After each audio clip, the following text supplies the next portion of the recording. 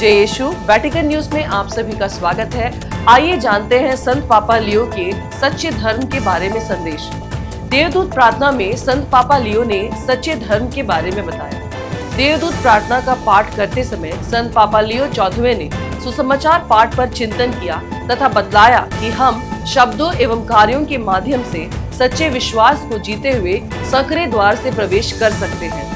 Vatican स्थित संत पेत्रुस महागिरजा घर के प्रांगण में रविवार 24 अगस्त को संत पापा लियो चौदहवें ने भक्त समुदाय के साथ देवदूत प्रार्थना का पाठ किया। देवदूत प्रार्थना के पूर्व उन्होंने विश्वासियों को संबोधित कर कहा, प्रिय भाइयों एवं बहनों, शुभ रविवार। आज के सुसमाचार पाठ संत लूकस अध्याय 13 पद संख्या 22 से 30 के केंद्र में हम सकरे रास्ते की छवि को पाते हैं। यीशु ने इसका प्रयोग उस व्यक्ति को उत्तर देने के लिए किया जिसने उनसे पूछा था कि क्या थोड़े ही लोग मुक्ति पाते हैं। इस पर यीशु कहते हैं, सकरे द्वार से प्रवेश करने का पूरा प्रयत्न करो, क्योंकि मैं तुमसे कहता हूँ प्रयत्न करने पर भी बहुत से लोग प्रवेश नहीं कर पाएंगे। अति आत्मविश्वासी न बने। संत पापा ने कहा, पहली नजर में यह छवि कुछ प्रश्न उठाती है। यदि ईश्वर प्रेम और दया के पिता है तो हमेशा हमारा स्वागत करने के लिए खुली बाहों के साथ इंतजार करते हैं। तो यीशु ने ऐसा क्यों कहा कि उद्धार का द्वार संकीर्ण है? निसंदेह प्रभु हमें हतोत्साहित नहीं करना चाहते, बल्कि उनका वचन उन लोगों के अहंकार को झकझोर देता है जो सोचते हैं कि वे पहले ही मुक्ति पा चुके हैं, जो धर्म का पालन करते हैं और इसलिए पहले से ही सब कुछ ठीक महसूस करते हैं। लेकिन वास्तव में वे यह नहीं समझ पाते हैं कि धार्मिक कार्य करना ही पर्याप्त नहीं है।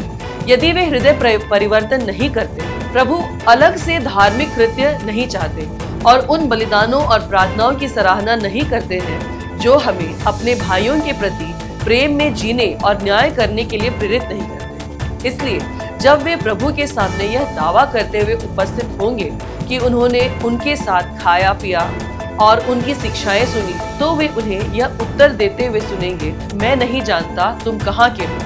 हे सब कुकर्म करने वालों, मेरे पास से चले जाओ। पद संख्या 27। विश्वासियों को चुनौती। संत पापा ने कहा, भाइयों और बहनों, आज का सुसमाचार पाठ हमें एक सुंदर चुनौती देता है, जहां हम कभी कभी उन लोगों का न्याय करते हैं जो विश्वास से दूर हैं। वहीं यीशु विश्वासियों की सुरक्षा को चुनौती देते हैं। वास्तव में वे हमें बताते हैं कि केवल शब्दों से अपना विश्वास प्रकट करना, उनके साथ पवित्र यूकरिस्ट में भाग लेते हुए खाना पीना या ख्रिस्त शिक्षाओं में परम पारंगत होना ही पर्याप्त नहीं है। हमारा विश्वास तभी सच्चा होता है जब वह हमारे पूरे जीवन को अपने में समाहित कर लेता है, जब वह हमारे चुनाव का मानदंड बन जाता है, जब वह हमें ऐसी स्त्री और पुरुष बनाता है जो भलाई के लिए समर्पित होते हैं और प्रेम में जोखिम उठाते हैं, जैसा कि यीशु ने किया। उन्होंने सफलता या शक्ति का आसान रास्ता नहीं चुना, बल्कि हमें बचाने के लिए क्रूस बलिदान के सकरे द्वार से गुजरने तक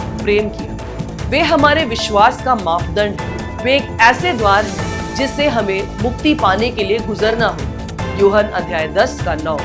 उनके प्रेम को जीते हुए और अपने जीवन में न्याय और शांति का कार्य करते हुए सकरे रास्ते पर चलने का अर्थ। पोप ने सकरे रास्ते पर चलने का अर्थ समझाते हुए कहा, कभी कभी इसका मतलब होता है कठिन और अलोकप्रिय चुनाव करना, अपने स्वार्थ के विरुद्ध संघर्ष करना और दूसरों के लिए खुद को समर्पित करना। जहां बुराई का तर्क प्रबल होता प्रतीत होता है, वहां अच्छाई में डटे रहना इत्यादि। लेकिन इस दहलीज को पार करने पर हम पाएंगे कि जीवन हमारे सामने एक नए रूप में खुलता है और अब से हम ईश्वर के विशाल हृदय में और उस अनंत भोज में के आनंद में प्रवेश करेंगे जो उन्होंने हमारे लिए तैयार किया है। माता मरियम से प्रार्थना करने का आह्वान करते हुए पोप ने कहा, आइए हम कुंवारी मरियम का आह्वान करें ताकि वे हमें सुसमाचार के संकीर्ण द्वार से साहस पूर्वक गुजरने में मदद करें, जिससे कि हम आनंद पूर्वक पिता ईश्वर के प्रेम की व्यापकता के लिए स्वयं को खोल सकें। समाचार यहीं तक है। आप सभी से फिर मुलाकात होगी। धन्यवाद। जय यीशु।